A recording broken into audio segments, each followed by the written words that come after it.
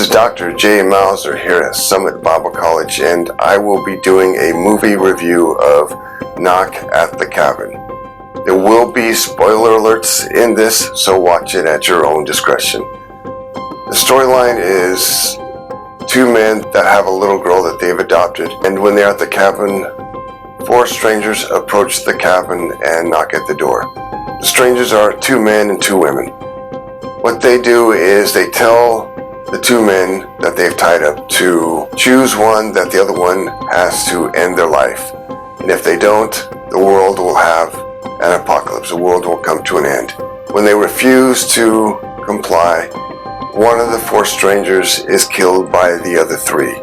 And then some apocalyptic events begin to happen, such as tidal waves, earthquakes, and so on. As the story continues to move on, the remaining strangers keep pressing the two held captive men. One of them will need to be killed by the other. When they continue to refuse, another stranger, one of the strangers, is killed by the other two.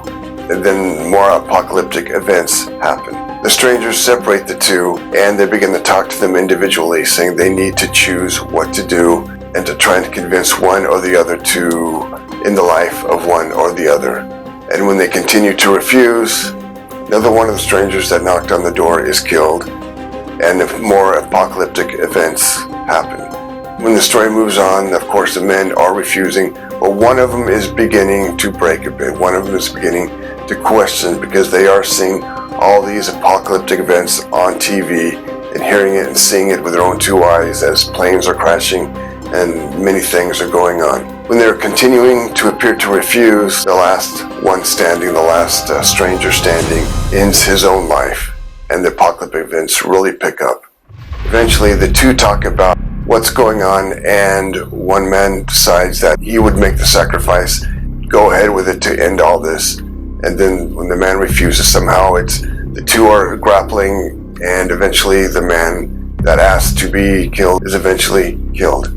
Thus, the apocalypse ends at that. Everything goes quiet, and everything around the world goes back to normal, so to speak.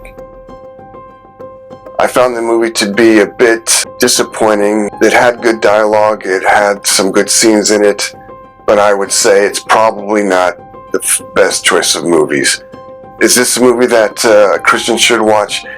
The movie is saying that people are in control of the apocalypse, they're in control of nature. If they make the sacrifices, then that would control the apocalypse. However, as Christians, we know that Jesus Christ, when he made his sacrifice, all these things are completely unnecessary. And when Jesus made the sacrifice, that was the final sacrifice. The movie goes in a direction that we are in charge of our end times. We are the ones that decide the fate of our world.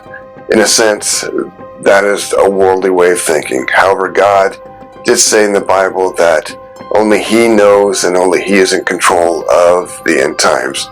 And when he feels that time is right, it will happen, and the sequence of events will not stop and end by man's action, but by God's action.